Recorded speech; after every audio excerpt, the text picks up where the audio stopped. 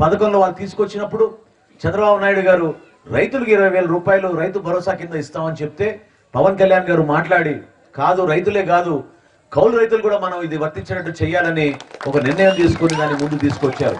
ఎందుకంటే ఈ రోజున పాపం చాలా దయనీయమైన పరిస్థితుల్లో మన రాష్ట్రంలో నివసించేది కష్టపడి బతికేది మన కౌలు రైతులు. మీరెవరు నమ్మరు చెప్తే విషయాలు.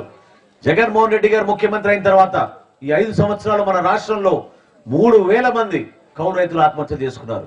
3,000 మంది. మన జిల్లాలో కూడా తెనాలి నియోజకవర్గాల్లో కూడా 6 పాపం ఆత్మహత్య చేసుకున్నారు.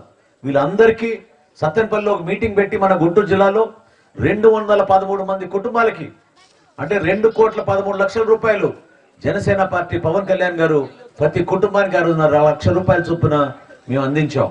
రాష్ట్ర వ్యాప్తంగా ఏ ఒక్క రాజకీయ నాయకుడు చేయని కార్యక్రమం ఈ రోజున కౌలు రైతుల కోసం పవన్ కళ్యాణ్ గారు చేశారు. భారతదేశంలో ఎవరున్నారో చెప్పండి, సొంత డబ్బు 5 కోట్ల రూపాయలు ఆయన విరాళం ఇచ్చి రాష్ట్ర వ్యాప్తంగా అనేక మంది సహాయం చేస్తే మన పెద్దలు శ్రీనివాసరావు గారు కూడా ఆ రోజు వచ్చి అమెరికా నుంచి ఆయన కూడా 10 లక్షల రూపాయలు కౌలు రైతుల కోసం ఆర్థిక సహాయం చేశారు ఆయన. అటువంటి వ్యక్తులు ఉన్నారు మన సమాజంలో. మీరందరూ కూడా గర్వపడాల్సింది ఏంటంటే నిజాయితీగా విలువలతో రాజకీయాలు చేస్తే సమాజం మనని గౌరవిస్తుంది, గుర్తిస్తుంది. అంతేగాని అబద్ధాలు చెప్పి దొంగ మాటలు చెప్పి ఎలక్షన్ల ముందు ఒక మాట ప్రభుత్వంలో వచ్చిన ఒక మాట చెప్తే మన ప్రాంతానికి మనం నష్టం కలిగించుకుంటున్నాం. ఏ ఒక్క యువకుడికైనా ఇంతమంది యువకులు ఉన్నారు, ఎవరైనా చెప్పండి మీకు ఏమైనా ఉద్యోగ అవకాశాలు వచ్చినాయా? ఏమైపోయింది మీ జాబ్ క్యాలెండర్? ఏమైపోయింది మెగా డిఎస్సి? సిగ్గు లేకుండా ఇప్పుడు మంత్రి ప్రకటన చేస్తున్నాడు, వచ్చే వారం మెగా డిఎస్సి ప్రకటిస్తారంట. నువ్వు ఉండే పుణ్యకాలమే ఇంకో 4 రోజులు. ఈ 4 రోజుల్లో నువ్వు ఏం చేయగలుగుతావు? నువ్వు ఉద్యోగం ఎక్కడి నుంచి తీసుకొస్తావు చెప్పండి. ఇంత మూర్ఖంగా వీళ్ళు ఆలోచించి ఎవరి గురించి కూడా పట్టించుకోలేదు. ప్రతి వర్గానికి దెబ్బ కొట్టారు. ఈ రోజున ప్రభుత్వంలో పనిచేసే అధికారులు, అదేవిధంగా ప్రజలు, రైతులు, మహిళలు, విద్యార్థులు అందరూ కూడా ఈ సమస్యలు ఎదుర్కొని చెప్పుకోలేని పరిస్థితుల్లో బతుకుతా ఉన్నారు. నిలబడండి. దయచేసి మీ ఓటు విలువ గురించి మీరు ఒకసారి అర్థం చేసుకోండి. ఇంకోసారి పొరపాటు చేయబాకండి. ఎందుకంటే రేపటి రోజున ఈ మార్పు అనేది మన రాష్ట్రం కోసం, వ్యక్తుల కోసం కాదు, పదవుల కోసం కాదు. ఖచ్చితంగా జనసేన పార్టీ, తెలుగుదేశం పార్టీ ప్రభుత్వం రాగానే మనం చేపట్టే కార్యక్రమాలు 100% నిజాయితీగా వీళ్ళు చేసిన తప్పుని కడిగి ఒక అద్భుతమైన ప్రణాళికతోటి ఒక మంచి ప్రభుత్వం స్థాపించబోతున్నాం. ఈ ప్రాంతాన్ని మనం సస్యశ్యామలంగా చేద్దాం. మరొకసారి రైతుకి అండగా నిలబడేటట్టు భరోసా చేద్దాం. అంతేగాని రైతన్నే రాజ్యం, రైతే రాజ్యం అని చెప్పుకుంటూ వచ్చి ఇప్పటి వరకు ఒక్క ప్రాజెక్టు కూడా చేయలేదు. పోలవరం దుర్మార్గంగా వీళ్ళు పూర్తిగా ఆ ప్రాజెక్ట్ని చంపేశారు. పోలవరం గురించి మాట్లాడే నాదుడే లేదు ఈ రోజున. ఎన్నిసార్లు ఇదే ముఖ్యమంత్రి శాసనసభలో పోలవరం గురించి చెప్పండి. వచ్చే ఖరీఫ్ కల్లా పోలవరం నేను ప్రారంభిస్తున్నాం అని చెప్పి 2020లో ఆయన మాట ఇచ్చాడు. ఇది 2024. ఏమైపోయింది? ఈ రోజున ఒక మంచి ప్రణాళిక మీ ముందు తీసుకొచ్చి ప్రతి చేతికి పని, ప్రతి పంటకు నీరు అనేది జనసేన నినాదం.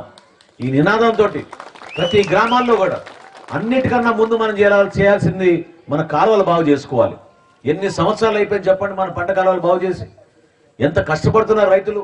సిగ్గు లేకుండా రైతులు సొంత డబ్బుతో పాపం డబ్బులు ఇచ్చి పనులు చేయించుకుంటుంటే ప్రభుత్వం నుంచి మాత్రం స్పందన లేదు. మొన్న కురిసిన వర్షాల వలన గ్రామీణ ప్రాంతాల్లో రైతులు ఎక్కువగా నష్టపోయింది. ఎందుకంటే మన కాలువలు సరిగ్గా లేవు కాబట్టి. పడిన వర్షం అలాగే 5 రోజులు, వారం రోజులు ఉండిపోతే పొలాల్లో పంట నష్టం ఎక్కువగా చాలా భారం రైతులపైనే పడింది తప్ప ప్రభుత్వానికి మాత్రం ఏమీ కాలేదు. నిలబడండి దయచేసి. నేను ఈరోజు ఈ గ్రామీణ ప్రాంతాల్లో తిరగలిగా అంటే నేను నాకు అదృష్టవంతుడు భావించుకుంటున్నాను. ఇక్కడే మా తండ్రి గారు నాన్నల భాస్కరరావు గారు 1983లో శాసనసభ్యుడిగా ఎన్నికైన తర్వాత రాష్ట్రానికి ఆయన ఆర్థిక మంత్రిగా చాలా అద్భుతమైన కార్యక్రమాలు ఆ రోజు తీసుకొచ్చారు. దాని తర్వాత ముఖ్యమంత్రిగా కూడా మన ప్రాంతానికి ఆ రోజున షుగర్ ఫ్యాక్టరీ తీసుకొచ్చి జంపన్లో ఆయన చేసిన కార్యక్రమాలు చాలా రైతుకు ఉపయోగపడే విధంగా ఆయన నిలబడ్డారు. పెద్దలందరూ కూడా ఇక్కడ ఉన్నారు. రైతులు ప్రత్యేకంగా మీరు ఆలోచించాల్సింది ఏ విధంగా మిమ్మల్ని ఇబ్బంది పెడుతుంది ఈ ప్రభుత్వం. పట్టాదారు పాస్బుక్లు కూడా ఈ ప్రభుత్వం చేసింది ఏంటంటే జగన్మోహన్ రెడ్డి గారి ఫోటోలు పెట్టుకున్నారు తప్ప మీకు ఎవరికి కూడా న్యాయం చేయలేదు. గ్రామీణ ప్రాంతాల్లో ఈ రోజున అనేక సందర్భాల్లో సమస్యలు ఉన్నాయని చెప్పుకునే కూడా వినే పరిస్థితుల్లో కూడా ఎవరు లేరు. దాన్ని మీరు గమనించండి. మార్పు తీసుకొద్దాం. ఒక చక్కటి ప్రభుత్వం రేపటి రోజున చంద్రబాబు నాయుడు గారి అనుభవం, పవన్ కళ్యాణ్ గారి వర్తమాన ఆలోచనలు రెండూ కలుపుకొని మనం అద్భుతంగా పరిపాలించుకుంటూ మన ప్రజలకి మేలు చేస్తామని ఈ సందర్భం తెలుపుకుంటూ చాలా గర్వపడుతూ ఈరోజు మన జనసేన పార్టీ జెండాను మనం ఎగరేసుకున్నాం.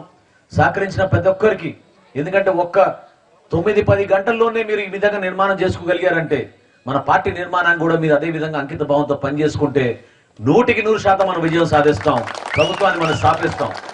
అది ఆలోచించండి మీరు. ఎందుకంటే 10 మంది కలిసి చేద్దాం మనం రేపు సాయంత్రం కార్యక్రమాన్ని మీరు నిర్ణయించుకున్నారు, మీరు సాధించుకోగలిగారు.